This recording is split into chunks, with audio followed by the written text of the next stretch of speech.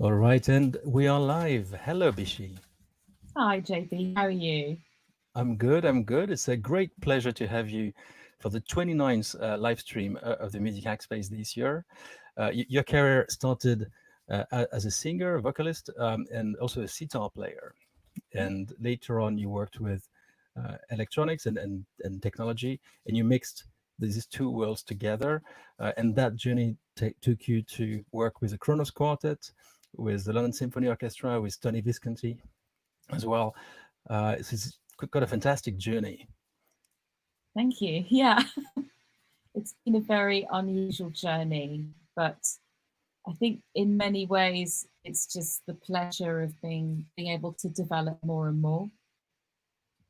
And I absolutely love to create music and I love to create projects. So I'm just happy that I still get to do it, you know. Well, this is great, and especially in these times with very few venues and opportunities to play in live stages. I think it's a great moment, I suppose, to have already worked with technology because it's another layer of technology that's required, Of course. such as Of that we've course. seen today, actually. I know. I know. I think every week of lockdown, I've been learning a new platform, a new live streaming piece of software, a new website, a new platform, be that kind of AWOL, like or learning more about Instagram. I don't know. I feel like every week there's a new bit of technology I have to learn in order to make this work, which is amazing, but also a thing.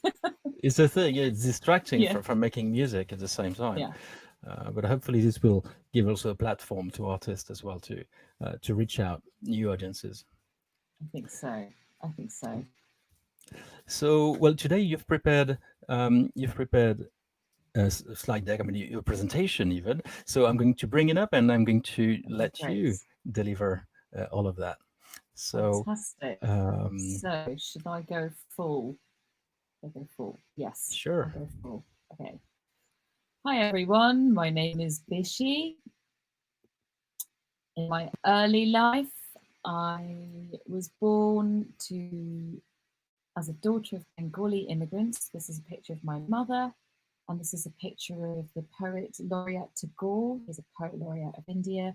We've got a canon of over 3,000 songs that my mother was a specialist in, and she used to perform live. And before I was born, she curated the first ever Indian classical music festival at the South Bank, and this was in the 70s. And I was really lucky to grow up in a house full of Indian classical music and to watch Indian classical musicians improvise in my front room. It was really amazing.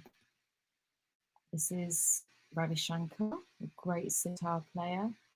He was a friend of my mother's, and I ended up studying the classical sitar with one of his senior disciples, someone called Gaurav Mozumdar. I had the opportunity to become a virtuosic sitar player. However, I was a part of the vibrant LGBTQ club going scene. I was at art college. I used to play in bands. This is what I did with the studio sitar. I got a strap put on it, and then I put some pickup microphones, some very powerful pickup microphones that a sound engineer told me at the time that Segura Ross were using. And thus was the birth of the electric sitar. This is a picture of me in my club kid days. Um, I was schooled by queens and by club kids of the 80s and 90s who put a lot of importance on presentation, and I carry that to this day. As a teenager, as a teenager, as a teen, I was founded by a radical performance art band called Minty, who was founded by the legendary performance artist Lee Bowery, Lee Barry is famous for his work with the Michael Clark Dance Company and has inspired everyone from Nick Knight to Alexander McQueen. Unfortunately, he passed away before I was on the scene, and Minty was taken on by his wife, Nicola Bowery, and club legend Matthew Moore, then ended up producing my two first solo records. I always like to put the slide in my talks because it really shows about how the body is a canvas and how the body is an instrument, and how you can use presentation to really empower yourself as a different artist. My influences as a teen range from Wendy Carlos, Laurie Anderson, Meredith Monk, who I was lucky to study with a couple of years ago. And here's a shot of the Kronos Quartet performing Dracula with Philip Glass. I also put this slide in. I worked with Yoko Ono in 2013 during her Meltdown festival that she curated on the South Bank. And it was really amazing. I got to work with the likes of John Lennon and duet with the likes of Boy George. This is a shot from the first proper AV performance that I was commissioned by the Whitechapel Art Gallery. My first album, Nights at the Circus, had really blown up in the media. I went on Friday night with Jonathan Ross. I had 2 culture show specials. I performed at Glastonbury. I was in lots of the pop media. But lo and behold, I was a little bit too weird for them, which I think is secretly a godsend and why I'm still practicing music making and art. And the Whitechapel Art Gallery commissioned me to open one of their fundraising events. So I was working with Matthew Moore, composer Neil Kaiser, and the technologist and interactive artist Oscar Sol, who designed all of the interactivity. So that's me in a sensor suit. I was controlling the sound and the visuals, and that really is me there. And this is a section of the performance just before I reveal this bit of the performance. This is me in my kind of Star Wars styled cape. And this idea of audiovisual and sort of classical music, kind of contemporary classical vocal music, continued into how we presented my second album. So I think this is video number 1, JB.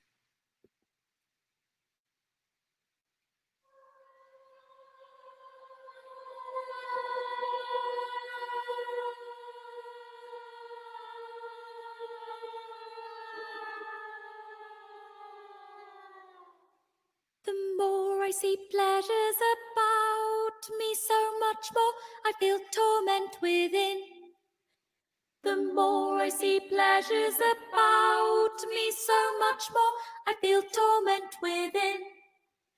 Oh, the mind is its own place. The mind is its own place. The mind is its own. In itself can make heaven or hell. Heaven, heaven, heaven. Oh, in itself can make heaven or hell.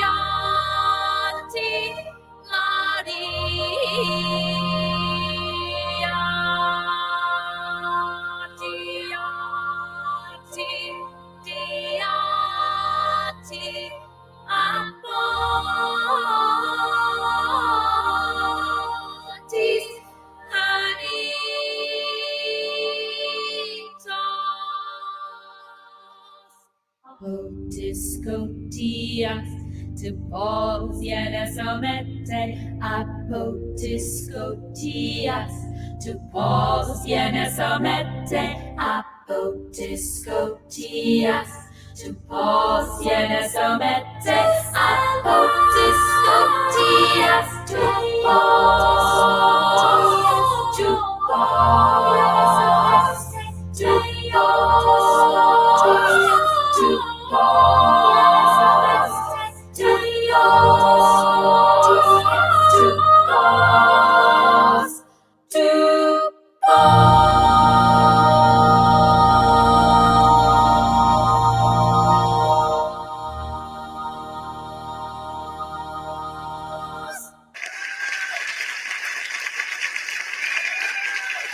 Thank you. So that was me on stage at the BFI, and this style of integrated audiovisual performance set the tone of how I presented my second solo album, Albion Voice. In Albion Voice, I was playing with ideas of what it meant to be British as the second generation daughter of immigrants. I was questioning who held power, what power was, and if you had power, what were you going to do with it? And I was very inspired by artists like Yinka Shonabar. Obviously, this image of me as the Queen was a nod to Jamie Reid and the Sex Pistols. Matthew actually designed and produced a range of limited edition ceramics that ended up in the Queen's official Jubilee exhibition. And I was lucky enough to meet Genesis Priorage of Psychic TV and from Gristle fame, and they were incredibly proud that our, subversive message ended up in the seat of the establishment. But anyway, so here I am as Boudica, just against Bishi Head. These are some pictures from Albion Voice Live, which was the audiovisual live show that presented the Albion Voice album, which you can stream on Spotify now. This is me at Coco. This is me performing at the Harper's Bazaar party in Sao Paulo. That's it. So I think this is video number 2.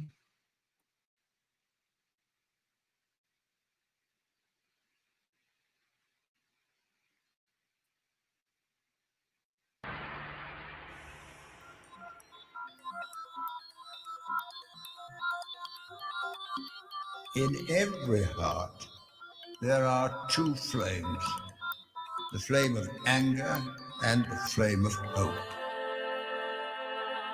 It is true, as I heard say, King George did hit the dragon slay. Ram chara boiranga matir pot, amar mon bhulai re. Heaven, heaven, heaven, oh, in itself can make heaven of hell. Do not stand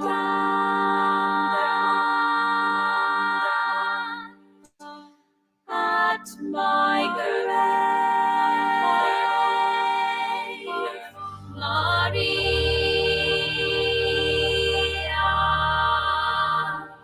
In that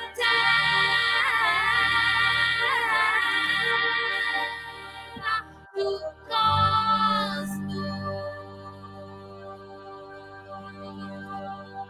if this is a dream, don't wake me up, don't wake me up.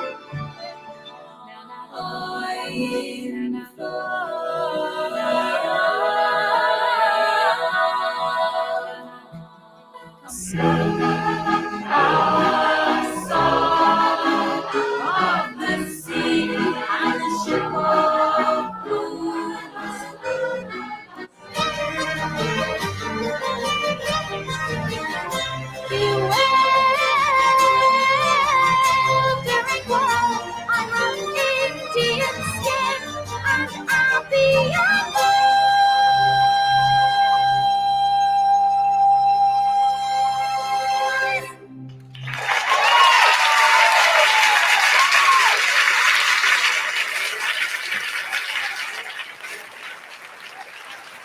Sorry, that was quite the odyssey. Okay. Okay. So around the point where I was finishing up the project, I was approached by the Science Gallery, which is in London Bridge, and they commissioned me and composer Neil Kaiser, who I invited in onto the project, to make a piece about sleep waves. And I was taken to the Evan Sleep Clinic at Guy's Hospital, where they measured my head and then monitored my sleep waves. This is the look of my sleep waves. And then Neil transposed these sleep waves into actual sound waves, and they were interwoven through a Shakespeare sonnet that I arranged for 14 voices. And this is me performing in sleep. And it's at the little chapel just by Guy's Hospital. It's absolutely exquisite in there. And before I get on to which, so that was one of my first forays into really thinking about technology in the actual fabric of what I was doing. I was actually pretty intimidated of technology. I think a lot of people are, because there's so much you can do, and there's so many nerds and there's so many perfectionists that when you begin that bit of your technological journey, it can be incredibly intimidating. And around this time, I began a project called WITCH, that stands for the Women in Technology Creative Industries Hub. Growing up, I had been inspired by artists such as York, Charlotte Mormon, Ada Lovelace, Dee Lamar, Delia Derbyshire, and I put Caitlin Aurelia Smith there for good measure. And obviously Laurie Spiegel and Pamela Z and Imogen Heap. I really like how Pamela Z had an idea for an interactive glove in the 90s, and now Imogen has brought this on fantastically. And here's a picture of Imogen speaking at one of our WITCH salons. This is Leslie Deere. This is Rebecca Ubuntu. They're an artist that deals with Afrofuturism and really extending technology and performance into the Afrofuturist space. Animatronic gave us a lecture on the first ever WITCH salon about 100 of favourite robots. This is Chagall, who's a producer and respected musician in her own right, as well as being a practitioner of the gloves. This is Miri Cat performing when WITCH curated an event at the Tate Modern. She's big on the algorave scene. This is Leah Mice. She is someone who is studying a PhD at Queen Mary University on interactive instruments, building her own interactive instruments. Gazelle Twin gave us a lecture on the final eve of WITCH, the State of Gender, a festival that I put on a couple of years ago. And this is video number 3. This is a video flyer.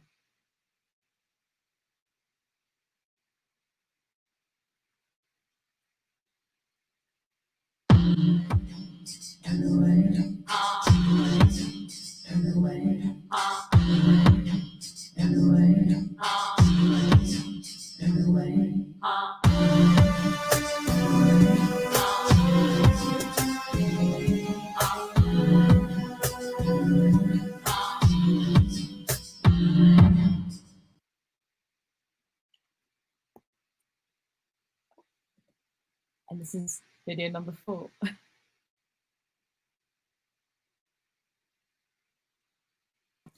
All right, just a second. Oh, Okay, sure.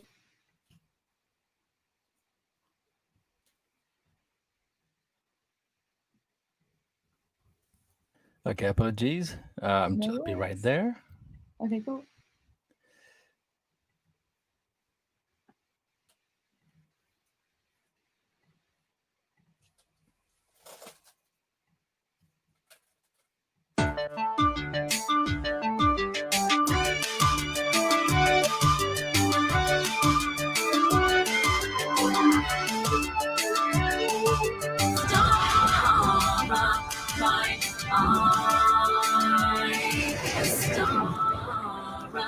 my eye.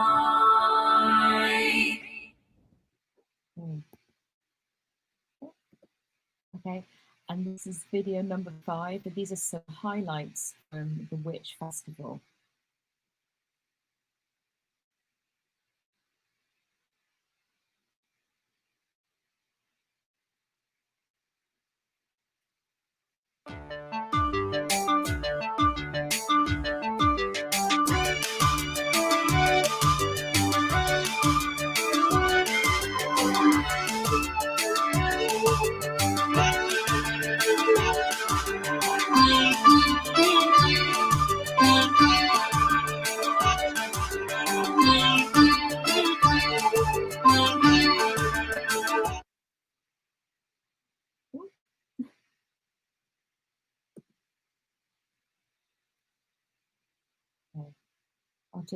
It's only really short, so I'll just replay it again. But yeah, this is really fun. I really enjoy curating festivals, and obviously now that's very difficult and we can't do that in the time of COVID. So during lockdown, I launched a podcast series called Creative Women in Tech. Here we go. And I interviewed the likes of Abby Wade, Laura Kriefman, Lula XYZ, Di Mainstone, and Hannah Peel. And I'm just in the middle of editing and mixing series number 2, which will kick off with an interview with Anna Meredith, which has been very cool. And I've got into using Mimu gloves in my performance, although I've been using another version. They're called the midi-mapping gloves. They're actually aimed at children, but you use exactly the same software. And I used them for my commission for Delia Derbyshire Day last year. This is one of their flyers. For Delia Derbyshire Day, I was asked to make a suite of music in response to White Noise by White Noise. Delia Derbyshire was 1/3 of White Noise, and it was a record that really made a big impression on me when I was a teenager. And this resulted in an EP called The Telescope Eye, which I co-produced with Richard Norris. This is me on stage at the British Library, and that was a wonderful moment in the days where we could go out to live gigs. This is a picture of me actually using the mini Moo in my setup there. I used it primarily to control effects on my voice. And it's really good fun. I've actually taught some classes where I encourage people to use their voices experimentally and creatively, and then everybody gets a go on the mini Mimu glove. And it's great because it's very physical and it becomes a performance tool in itself. And yeah, this is a picture of me recording in Richard Norris's studio. This picture went absolutely crazy online, and it's because behind his Moog is one of those KLF shields that I think is quite rare to come by. And this is my third album, a little bit about the background of my third album, Let My Country Awake. It's going to be postponed to be released until next year. Let My Country Awake was originally commissioned by National Sawdust in New York, and it's a song cycle which is inspired by an essay collection called The Good Immigrant. The Good Immigrant, which is edited by Kesh Shukla, and the album contains the audio contributions of 3 writers from The Good Immigrant. And when I was making the album and co-producing it up in New York, I studied a little bit with Meredith Monk, which was really good fun. I ended up going up to her loft in Tribeca, in the loft where she had composed pieces such as Turtle Dreams, and these records really changed my life. So yes, so this is a video of me MIDI mapping my sitar, which we're about to move on to. I don't think I sent this video to you, JB, so I think we'll just watch it in silence. But yeah, I actually filmed this in exactly the same room I'm now presenting this talk from. But yes, I've got a Keith Macmillan 12-step soft step, and I've been MIDI mapping various parameters into my Ableton Push, and it's completely revolutionized the way that I'm using the sitar on stage. I'm exploring it not just as an acoustic instrument, but now as an electroacoustic instrument. And there are so many plugins and there are so many features to the Ableton software and so many parameters that you can easily edit and experiment with in real time. So that's what the beginning of this journey was. And I started to use this technique in the preliminary performances around this album. So I think that's me done there. These are some pictures from the AV launch of Let My Country Awake at the Rich Mix. I work with a duo called Output Arts on a lot of my audiovisual, now on a lot of the visual content, and they're a really, really great duo. They're doing some really excellent, interesting work with lighting and interactive lighting systems. So you should totally check out Output Arts. I think this is the next video on the list I did for JP.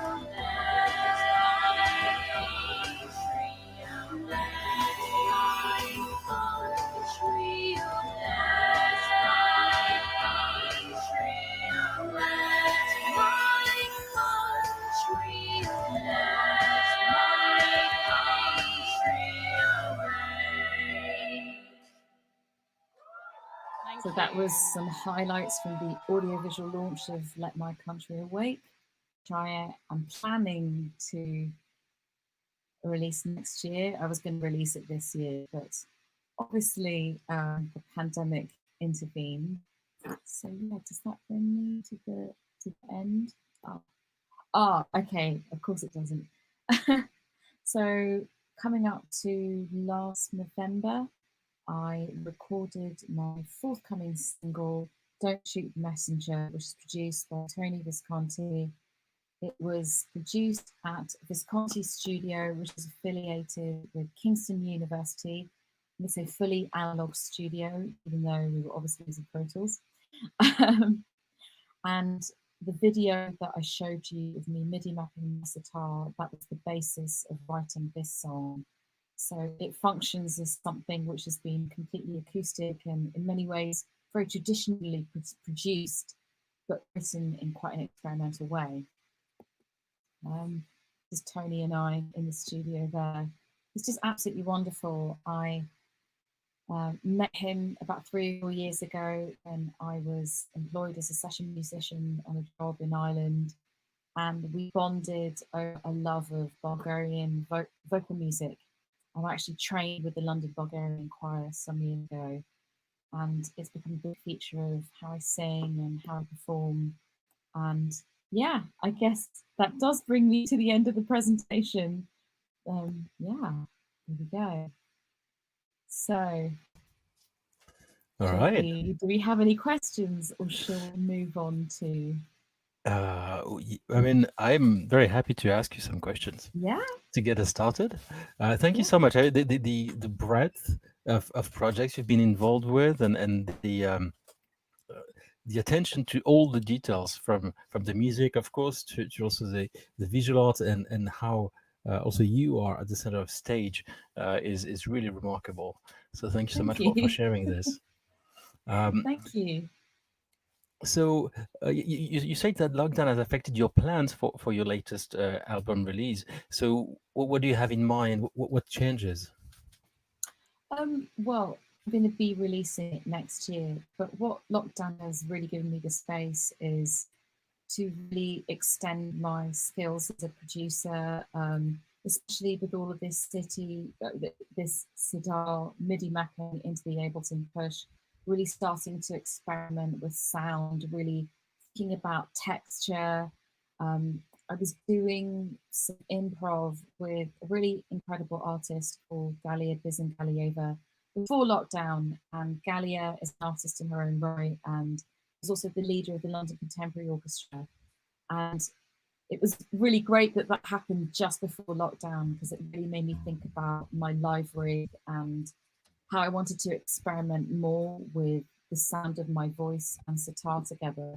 So I've been really able to have the space and the time to be able to do that kind of stuff. And I'm actually involved in some sound design projects for a company called Lambda. So that's going to be all revealed in the next few months. But yeah, I mean, obviously the pandemic is tragic on a mass scale, and it sucks, and it's impacted our society more than any one of us can fathom. But it has actually opened up a lot of really interesting spaces, you know. Indeed. Even doing Yeah. something like this, you know, the technology was there, but now more people are able to have access to this kind of information. That's right. And you started talking about Ableton Live, and Nick Walters had a question, in fact, that I'm going to bring up here because it's on Facebook Yes. and not everyone can see it. But Nick asked this question at the time where we're listening to one of your work earlier, where there was the beautiful layering of your voice, It's all my and so the voice. question is, how do you use this? Is it other singers? Is it all you? How does this Yeah. work? So, hi, Nick, and thank you for your question, and thank you for being so encouraging and kind. I really appreciate it. So, everything that we've listened to, it's just layers of my voice. I would love the opportunity to perform this with a choir. It's still very classical. How I write for the voice is still could be translated to a choir, like pretty straightforward. In fact, I did one project with the Brooklyn Youth Chorus some years ago, but everything you've heard so far is just layers of my voice. So yeah. That's great. And what am I using to loop? So I'm using the Boss RC505, which is absolutely brilliant looper. And very often I then, with a MIDI cable, make sure that that talks to Ableton. But it's very, very effective, but it also has limitations. So I'm trying to do more live looping with my voice in Ableton, but I think it's a very different way of doing it on the push that I'm just getting the hang of, you know. And is it reliable on stage when you play with it?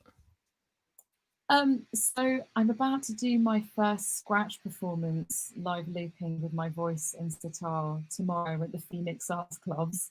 So I'll email you and let you know. The push is very sturdy. Actually, the RC505 is very sturdy as well, but it has, you know, you can't make scenes when you're looping on the RC505. It can only really be one thing. You can't flick in between scenes. And as my want to experiment more and actually showcase my skills as a musician becomes more present in my live setups, I've realized that you need the push because you need to flick between different scenes and different arrangements and things, which you really can't do on an RC505. Right. There is a real mastery at play when you play live with this. The last live stream we did was with Andrew Lego, who designed the Roland guitar, and he was saying that Wow. as he made the guitar, the first one was a complete fake, and it was for MTV, you know, in the 1980s, where all the music was synced. So you had like people not singing for real; they were just imitating movements on a fake guitar or keytar even. And but nowadays, you know, people expect for everything to be live, and when you have to accommodate all of the different systems, techniques, and instruments, it's a big challenge. So good luck for tomorrow. Well, it should be quite fun, and as I say, I think they've made the push and the Ableton just literally so you can just plug it in and go. You know, as long as you've got your project all set up or your MIDI mapping all working, it should be fine. You know. Well, it's great because I mean the result is really really impressive. When you Yeah, layer thank your you. voice on top of each other and it works in sync, it's really remarkable. Yeah, yeah, for sure. For sure. Are there any other questions, or should we move on to the? Actually, there's just one thing that will take us in a different direction, but Oh, from Leah Mice. Thank you, oh, Leah, hi, Leah. who has a lot of great things to say about your early audiovisual performances. Oh, But the question is about any AV web art or live streams yeah. that blew your mind during lockdown. Yes, there have been. And what's really annoying is because I watch and I listen and I read so much all of the time, what I remember is usually like only the last couple of things. Okay, Rasheen Murphy did a really interesting performance. They're all on Instagram. It was a couple of months ago, and it was for an LGBTQ fundraiser in Manchester. I don't know what technology they use, but it's just her singing in her front room with a bunch of augmented reality, or I assume it's augmented reality. That was really well done. What else have I really enjoyed? Uh, I think it's a cliche to say I saw some great stuff on Boiler Room because they don't need it. They don't need anyone. Like they don't need me to pick them up. No shade on them. But so the Rasheen Murphy thing really sticks out. But I think I think things like Music Hackspace, I think Spitfire Audio have been doing a summer school where they've been taking people through how to write cues and how to deal with film scoring. That's been absolutely amazing. I think I have to scroll through my Instagram stories because I've literally uploaded so many things. I saw something really beautiful that Damon Albarn did for Boiler Room, and I don't know how live it was because there were 3 different feeds, and I don't know. Ryuichi Sakamoto has been doing some phenomenal stuff. I'm just trying to think of who else springs to mind. Yeah, one of the things I really want to get across about this COVID time is while it's impacted with mass tragedy and a level of impact that's really hard for one person to fathom, it's also opened up a huge ton of spaces, cultural spaces, conversations that we just weren't having, or that people felt but they didn't really have the space. But I'm sure once I come away from this interview, I'm just going to think, oh damn, I should have said this performance and that performance. Well, you did But provide a yeah, few references. Maybe someone who's watching can provide the links to a few things yes, you've talked about, and that'd be great for everyone who follows. yeah. Did you bring your sitar by any chance? I did. So let me just pick it up back here. Switch it on. There we go. Here it is. Oh, it made a nice noise. But yeah, here it is here. Yeah, I can take you through. Oh, here we go. Yeah. Let me put That this would be over great. yeah. Let me put this over my head and you see, can I angle this? Okay, yeah. So you can see that a bit better. Okay, cool. So it's on in live. Should we make the transition into the Ableton, do you think, JB? Absolutely. If you want to Yeah, share cool. your screen. Yeah. Oh yeah, of course. Because the one we see now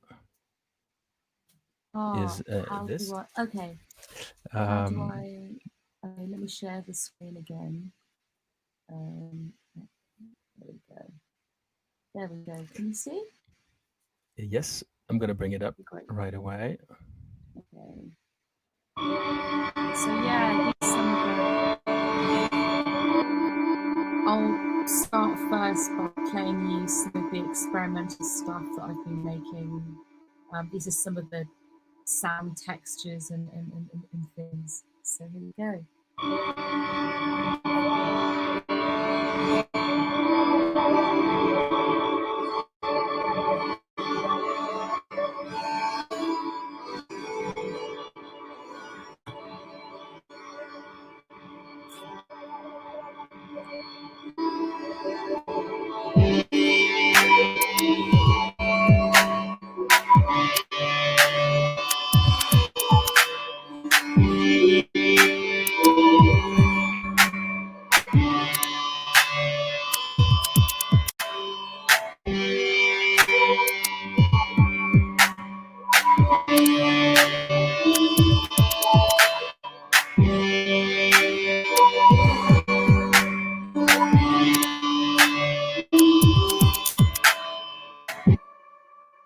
There we go. That's just a little bit of stuff there, I think. Okay, cool. I'll show you. So this is some quite basic custom MIDI mapping. I mostly just focused on MIDI mapping separate channels so I can loop live on stage really easily. But I have started to, as I'm improvising on stage, actually play with the parameters while I'm actually improvising. But yeah, here's just yeah. So this is all hooked up to my Keith Macmillan 12-step, and I'm sure many of the people who come to these events at Music Hackspace will know all about this, the paneling here. That's there, and I just, oh, okay, cool. I don't want to pull my laptop. So many wires now. Okay, cool. So I don't know if you can see, but I'm just going in between the different channels by stepping on the different buttons that I've programmed.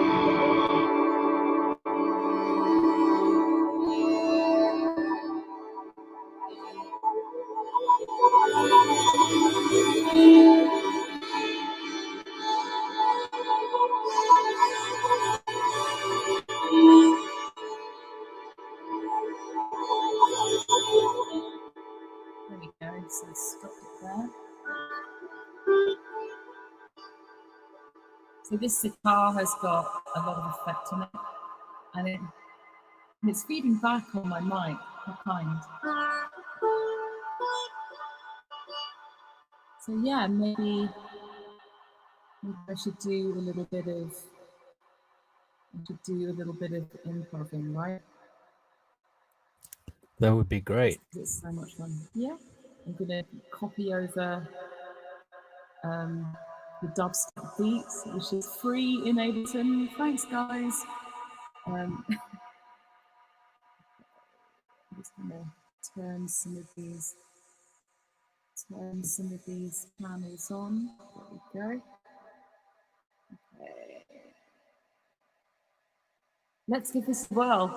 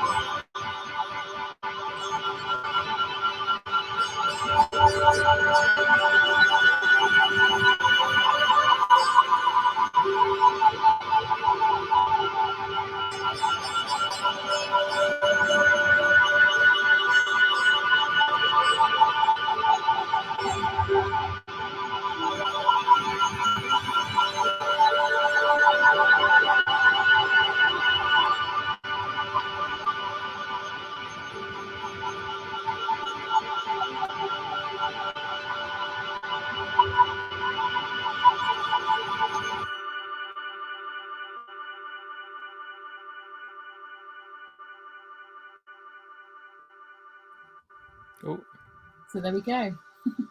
Thank you. Oh, that was great. Thank you so much. And it's good to see the instrument. It's such a complex, to me anyway, it's such a Yeah, complex and rich instrument. So yeah, it was yeah, heavily it truly is. processed. So yeah, Yeah, with the the sound that we could hear was yeah, we could hear some um, presence of the sitar, of course, but it was yeah, the effects were very much at the front as well. yeah.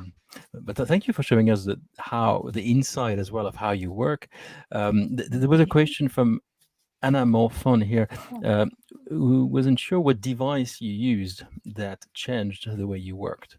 Uh, Maybe mini Ooh. mapping, you meant MIDI mapping here. Yeah, MIDI mapping. Yeah, yeah, yeah, yeah. So it's just, I mean, that's, I'm what I believe with all musicians and all artists is we're all just works in progress. So some of the tutorials that I was watching over the weekend, there's already like intellectually I'm on to the next stage. I was actually watching some tutorials from a really phenomenal African American violinist in the States, whose name I can't remember, very conveniently for everyone.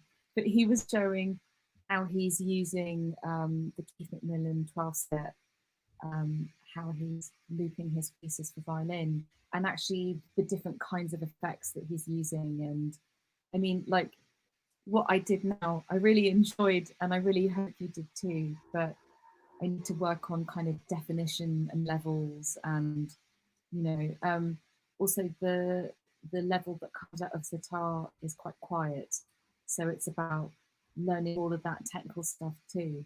In fact, if there's anyone in the music hackspace community who fancies working or collaborating on this with me, I'm kind of all ears. I actually did some work with Sean Lennon a few years ago, who's a friend of mine. We always had this plan to actually make a proper electric sitar. We just never, we've just never got round to doing it. Really, it's just too busy careers or whatever. But yeah, And if anyone, yeah, so yeah, I yeah, was after you. wondering, the specifically what you look for is Yeah, help to augment your sitar at least with a better pickup microphone, or yeah, so to get a better signal inside the yeah, computer. Is that correct? Yeah. yeah, yeah, yeah, yeah, yeah. I mean, the reason that I keep these pickups pretty low. I mean, they're very powerful and they're very, very good for live, but it comes with a lot of bass end, and I don't know, they might be a bit old or something as well. Yeah, like any audio people out there who are into the sitar and into amplifying it, into being more of an electronic instrument. One of the great things about putting the sitar into a sound card through Ableton is I don't get the same feedback issues. I've jammed with lots of bands, and I've been in situations where as soon as I'm in a room with guitar, bass, and drums, which yes, I do really like that setup. I don't think it's an old setup, um, but being able to put this through my sound card and through Ableton means that I can actually be heard now over a band. So this is a setup that I could use with an orchestra, I could use with a band, I can use in several different setups. So that's another really important why I've been able to MIDI map this into the Ableton Push. Right, right. Well, Yeah, that's great. I will relay the call to anyone who yeah, listens. If they're based in London, I think it's easier. But if they're not, yeah, at least they can send some schematics or anything that could yeah, help yeah, Bishi make an improved version of electric sitar. yeah. Um, we had a question that relates somehow Mm, to that from Spetoniak. Um, was inspired by your work, but also from an instrument design perspective. yeah. Anything that Mm. they should know to Oh, accommodate sitar over MIDI? speaking MIDI, I'm still just working this stuff out. I, I feel that I'm really at the beginning of this whole odyssey. Like, on my push, I know I can do things like play. I was playing with the game when I was performing live there, but you can transpose things. You can, I feel like the push has so many things that I need to do some more work learning it more, because I know you can reverse. You can reverse audio files, you can change the gain, you can change the transposition, you can change your loop points. So I need to be improvising in a way that's really engaging, that can start to incorporate all of that stuff. And I think I will. Okay. And overall, the sitar obviously is the instrument you grew up with, and Yeah. as well as singing. And what are your thoughts around the challenges? And that's probably to the benefit of the hackers who listen, who want to design solutions that artists crave for. Yeah. What would you recommend them to look into? What sort of process or workflow you feel at the moment is hard and difficult and could be improved? Well, I guess stuff which makes looping between the sitar and voice a lot easier. There was one one program that this violin player was talking about last night that looks really user friendly. But yeah, I don't really like the looper within Ableton itself. I just can't really get my head around that. But I know that there's lots of really great loopers out there. But yeah, I think I have to give that stuff some thought, because I think I know it on an abstract level, but I might not know how to articulate it properly. But yeah, I mean, if anyone's got toys or programs or things to experiment with, I'm really in that headspace at the moment. I think I will be for a long time. Great. Well, I'd be very happy to relay any of the proposition you might have or issues and challenges to the crowd of music hackers around. I'd love to talk a little bit about Witch, if that's Yeah. okay. Can I take this tie off a minute? Yes. Okay, yeah, sure. Yeah, take your time. It's just at an odd angle.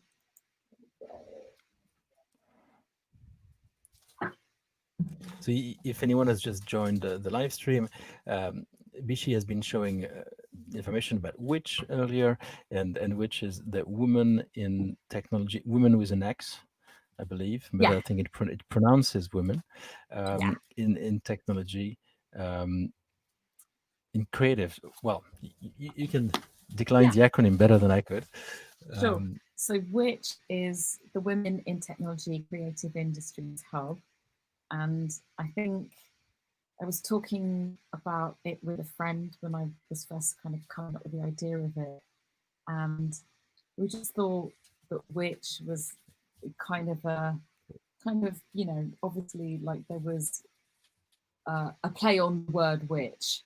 But yeah, I decided to put the I in between the C and the H to kind of give it a little bit of an edge, So some people might pronounce it witchy and other witch, but it's intended as witch, and it's a fantastic initiative. I mean, the photos you showed of the festival and all the talks and engagement that we've seen is really remarkable.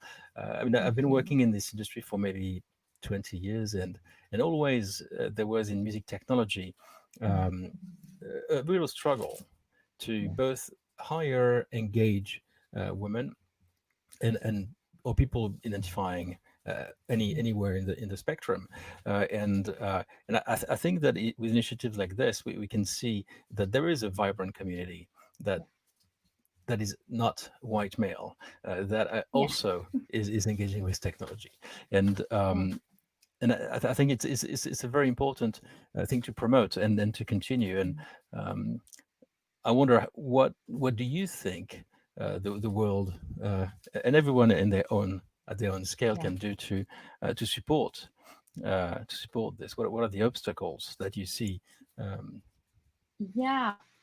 It's very complex because there's deep systemic issues. I think I was just being interviewed by a platform called She Said So, literally about half an hour before I started this session. But I was stressing that there are deep systemic issues that have just been there for decades, if not centuries. And I know, because I mentor a lot of younger artists, I know that confidence is a really big issue. I think there's things like confidence, social access, people feeling like they have the permission to be able to do things. Um, it's not that there's any shortage of female talent, but how female talent is invested in and sustained over the long time is very complicated, and it's complicated in the music industry. There's no shortage of talent, but when it comes to how women are invested in, whether it's by a music label or by a tech company, that's much more complicated. And the reason why you need initiatives like Which, or like She Said So, or like Stuff on Records, is that people need to see themselves reflected in role models. And there's some big issues around confidence on a really deep level, because especially a lot of young Gen Z women, and a lot of Gen Z people, they think that the concept of gender should just be completely white, which in many ways I agree with them, and in many ways it's not really that simple, you know. I'm also a part of an initiative called the F List, and a lady called Vic Bain did an audit of the music industry, in the British music industry, and found out that out of all working female artists, only 20% were actually signed to a label, and only 16% signed to a publishing company. So that's a fifth of all working female artists being signed, and only about a sixth of them being signed to publishing. So the reason that initiatives like Which, there are many other organisations, it's about tilting that balance and promoting the kind of confidence and agency that allows people to sort of pick up tech and to be able to do things. I do think people are really trying. I don't think that now you see companies and media organisations, they're using inclusivity as a primary marketing tool, but I don't think it's empty or hollow. I think if you remember a time when it wasn't like that, you're actually quite grateful that people are trying. Right, I think right. people are trying. Yeah, I think things are changing. I mean, we can definitely see in the workshop that we organize at the Music Hack Space that the attendance and the appetite from a very diverse community is growing. We have over 40% of attendants who identify as female. Um, so that's, if that reflects onto tomorrow's artist and engineer crowd, I think for music it's going to be a brighter world.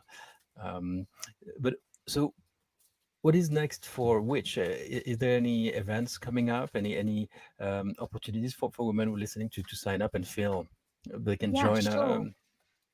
Well, I'm launching series 2 of Creative Women in Tech, and I'll be launching a Patreon. And from the Patreon, the podcast will probably go monthly, and there'll be more kind of video content. But that's all, like, I'm building that slowly, and hopefully starting to have virtual events, and as soon as we can, more events IRL. I mean, you must miss throwing events to some extent. For sure. Yeah. Yes.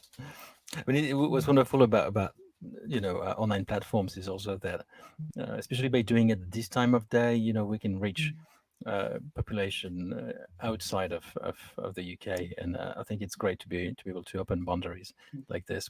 We've received encouragement from countries as far as Australia or Bahrain, or as well as the US, Amazing. of course. But it's great to be able to break the barriers and the Yeah, frontiers in that way. yeah, yeah, for sure, sure. Yeah. So yeah, Well, do we have any more questions, or are we rounding this naturally?